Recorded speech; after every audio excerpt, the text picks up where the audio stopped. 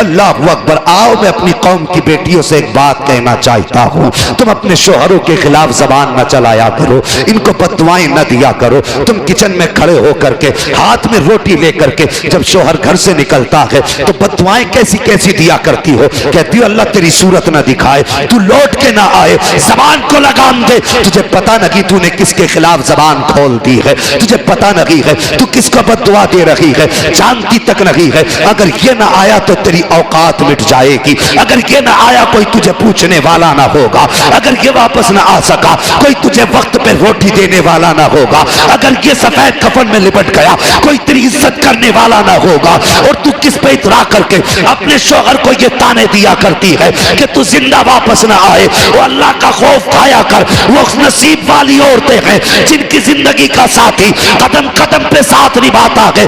वरना साहिब हमने समाज में बेवाओं की जिंदगी देखी है। ये कौम ऐसी कौम है, ये तो बेवाओं को उस वक्त तक रोटी नहीं देती जब तक उनके बदन से कपड़े नहीं उतरवा लेती है, जब तक उनकी इज्जत नहीं लूट लेती उस वक्त तक ये कौम रोटी देने तैयार नहीं होती है। ए मेरी कौम की बेटी, जब तेरा शोहर घर से निकले तो जबान पे बददुआ ना ला, उसके लिए कोई जुमला गलत न कह, बल्कि तू कनीज़े फातिमा है। तेरा शोहर घर से निकले परदेश जाने लगे फी अमानिल्लाह कह के रुखसत कर दे। जब वो चला जाए घर में आप वुज़ू कर ले, मुसल्ला बिछा दे, 2 रकात नमाज पढ़, सजदे में सर रख और रो दे ए मेरे मालिक, आंख में आंसू ले और रब की बारगाह में इल्तिजा कर, ए मेरे परवरदिगार सुहागन छोड़ के गया है, सुहाग के जोड़े में मिलाना, हंसता हुआ छोड़ा है, हंसते हुए मिलाना। अल्लाह की इज्जत की कसम अगर ये तेरी आदत होगी तो रब की रहमत आवाज दे के कहती है ये तरीका अपना ले,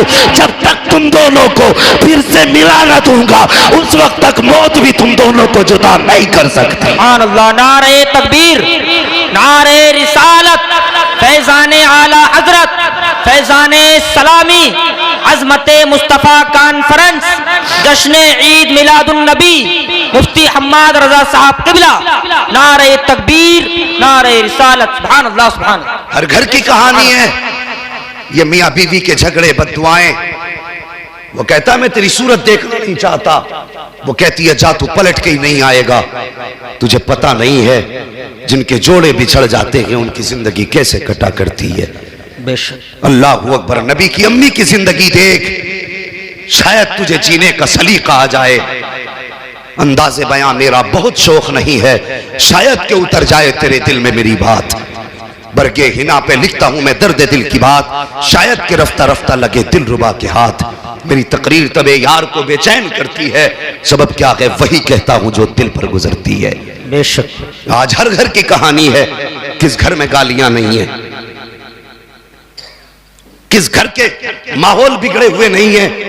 बदलो यार तरीके। शोहर परदेश जाता है, औरत जबान चलाती रहती है, और तुझे तो रब ने कनीज़े फातिमा बनाया था। डॉक्टर इकबाल ने कहा था तेरे दामन में है किस लालो जवाहर की कमी, तू किसी और के दामन की तरफ क्यों देखे। तुझे मुस्तफा ने क्या ना दिया, बेशक। तुझे मुस्तफा ने क्या ना दिया। क्या तुझे चलने का सलीका नबी ने न दिया? क्या तुझे हुजूर ने ये नहीं बताया जब एक दूसरे से जुदा हो तो क्या करना है? तू चूल्हे पे खड़ी हुई हाथ में बेलन था, तूने हाथ में रोटी लेके शोहर को बददुआएं दे के घर से भेजा, और उसके बाद कहती हो घरों की खुशियां उजड़ गई। फिर जब जनाजे घरों में आते हैं तो रो के कहती हो बच्चे अल्लाह ने इस उम्र में यतीम कर दिए। तेरी भी तो कुछ जिम्मेदारी थी। हजरत उमर फारूक आजम का दौरे खिलाफत है जी, समझ रहे हैं ना बात सारे लोग। हजरत उमर फारूक आजम का दौरे खिलाफत है, का चेहरा एक दूसरे से बिल्कुल मिलता जुलता था। हजरत उमर कभी बाप को देख रहे हैं कभी बेटे को, और देख के कहने लगे मुझे ताज्जुब हो रहा है तुम दोनों एक से हो। बाप मुस्कुरा के कहने लगा हजरत इससे ज्यादा ताज्जुब की बात मैं बताऊं जी, इससे ज्यादा ताज्जुब की बात मैं बताऊं। आपने फरमाया बोलो। कहने लगे हजरत मैं परदेश जा रहा था तिजारत के लिए जी, मेरी बीवी उम्मीद से थी, मैं घर से निकला मेरी बीवी दरवाजे तक छोड़ने आई। वाह। आज मुझे बताओ किसकी बीवी दरवाजे तक छोड़ने आती है? वैसे तो अगर जुमेरात होगी तो हर मजार पे चली जाएगी, कोई रोके ना रोके रुकने वाली नहीं। मैंने तो बाप के घर मन्नत मांगनी थी, तेरी मन्नतें भी मजारों पे पूरी हो रही है। मुझे ला के वो मियां दिखा जिसने कहा औरत मजार पे आए तब काम होगा। बदलो तरीके अपने, जो औरतें मजारों पे जाती हैं उनकी मन्नतें पूरी नहीं होती, उन पे लानतें बरसा करती है। बेशक बेशक। हाँ, मसला के आला हज़रत को बदनाम कर दिया और ऐसे ढोंगी पीर बदबख्त आते हैं औरतों से पैर दबा रहे, शर्म नहीं आती, हया नहीं आती और ठेकेदार बनते। ये जन्नत में लेके जाएगा जिसका अपना पता नहीं है, ये तुझे कहां लेके जाएगा। अल्लाह की कसम, एक पीर वो थे जिसको दुनिया मुफ्ती आजम मुस्तफा रजा कहती है। अगर हाथ यहां पकड़ते थे तो रिश्ता सीधा जाकर के गौसुल फराज से जोड़ दिया। सुभान अल्लाह, सुभान अल्लाह, बेशक, सुभान अल्लाह, सुभान अल्लाह, माशाअल्लाह। उनकी नजरें दिल पे होती थी, इसकी नजरें बेशक बेशक, तेरे घर की बेटी पे। और ये भी इतना एतमाद किए बैठा पीर पे, लड़कियों में छोड़ के पीर को नाश्ता लेने जा रहा है। शर्म नहीं आ रही तुझे? बदलो तरीके यार, जो मुस्तफा का नहीं हो सकता वो तुम्हारा भी नहीं हो सकता। बेशक नहीं हो सकता वो तुम्हारा भी जो मुस्तफा का नहीं है। और बंद करो ये मजारों के चक्कर। तुम्हारी मन्नतें वहां पूरी हो रही हैं, वो तमाशे बना के रखे हैं मजारात पे, ये बाल खोलना वो कूदना। ऐसी औरतों के ना गरम तवे पे पैर रख के खड़ा कर दिया जाए, देखे कितनी देर में नहीं उतरता। 3 मिनट में उतर जाएगा, 3 मिनट में। और मुझे 3 सेकंड दे दो, सारे भूत उतार दूंगा। तमाशे बना रखे जी, हकीकत। हद करके फेंक दी। अब तो मजार निकालने नए नए। अल्लाह माफ करे, वो किसी ने मजार निकाल लिया, 3 मजार निकाले एक खेत में ले थोक में। तो जिसका पुराना था वो कह रहा मेरा बिजनेस बंदा हो गया, कह रहा मैं अपने उस खेत में बनाऊंगा मजार। ऐसा लग रहा मजार नहीं, ताजिया बनाए घूम रहा सब। कौम अंधी हो गई, अल्लाह माफ करे। ये भी जा जा के गिर रहे, रब पे से खत्म हो गया इत्तेकाद, रब की जात पे कोई भरोसा नहीं।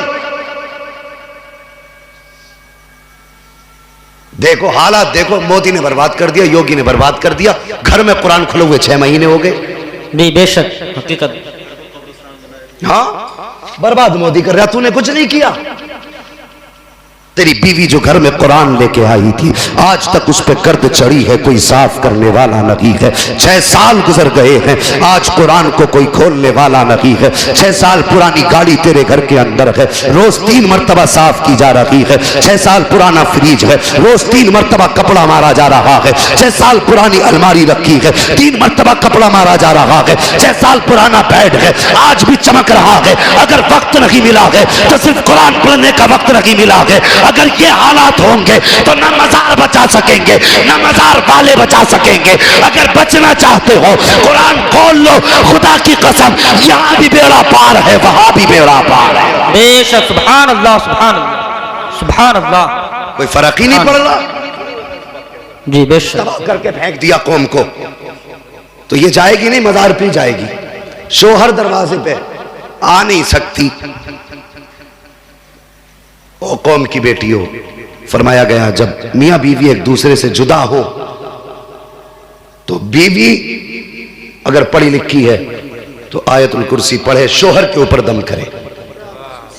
जी बेशक। और शोहर आयतुल कुर्सी पढ़ के बीवी के ऊपर दम करे। सुभान। ये अमल करके जब निकलोगे ना तो इंशाअल्लाह जिस खुशी में छोड़ के जाओगे अल्लाह उसी खुशी में मुलाकात कराएगा इंशाअल्लाह। बेशक, सुभान अल्लाह, बेशक। हाँ, अभी तो हालात ऐसे हैं। मैं एक बात कह दूं, बुरा मत मानना, बातें कड़वी होती है लेकिन हजरत सच्ची होती है। घर बिगड़ते कहां से हैं? अगर औरत कमी करे, शोहर डांट दे और मैके वाले हिमायत कर दें तो फिर घर को बिगड़ने से कोई नहीं बचा सकता। बेशक। हाँ, अगर मैके वाले अच्छा आ रहे हैं हम, वो आया नहीं और ये फिर गई नहीं। इज्जत सब रखते हैं भाई अपनी, सबकी अपनी इज्जत है। तो मेहरबानी करो, अगर घर में आपसी झगड़े हुआ करें तो महके को फोन ना किया करो। इसकी वजह से अक्सर घर बर्बाद हो जाते हैं। और लड़की वालों, तुम भी बेटी को रुखसत किया करो ना, तो ये नहीं कि बस फोन कर दिए घर दूर नहीं है, लल्ला आ जाएगा मोटरसाइकिल से। ये पहले ही कहता है कान में, अभी वो रो रही है रुखसत होते हुए, कान में कह रहा रो क्यों रही है, कोई बात हो तो बता दिए। अबे वो कोई जेल में जा रही है तो ये नसीहत कर रहा, फोन करके बता दिए।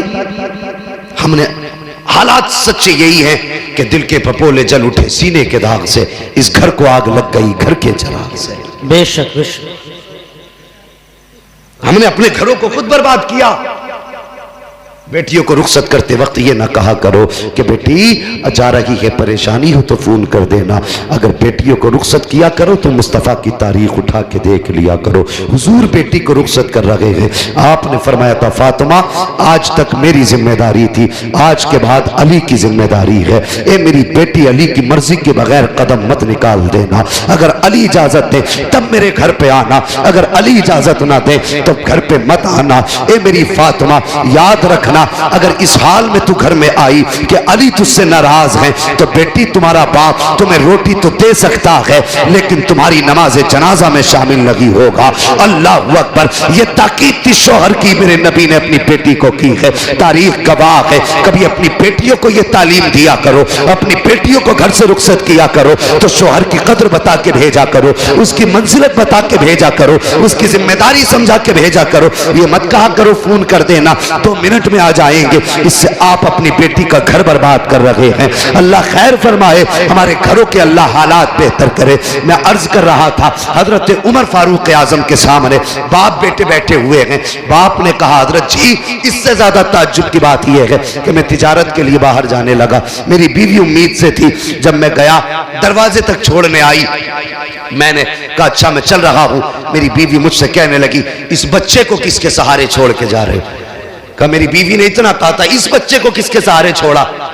फरमाते हजरत मेरी जबान से निकल गया, मैंने अपने बच्चे को अपने रब के हवाले किया। वाह वाह बेशक। क्या कहा आपने? रब के हवाले किया, अपने रब के हवाले किया, रब के हवाले किया। बेशक। कहते ये कह के मैं चला गया। कहते हुजूर जब मैं वापस पलटा हजार हसरतें थी दिल में, घर में बच्चा होगा, मैं जाऊंगा, मैं अपने बच्चे को प्यार करूंगा, बीवी को तोहफा दूंगा, उसने मेरी नस्ल को जन्म दिया है, बड़ा काम किया उसने, मैं उसको जाकर इनाम से नवाजूंगा। ख्याल थे कितने, लेकिन मोहल्ले में आया, क्या देखा अपने ही दरवाजे में ताला लगा है। वो कहता हजरत मेरे ही घर में ताला था, मैं ताला देख के हैरत में पड़ गया।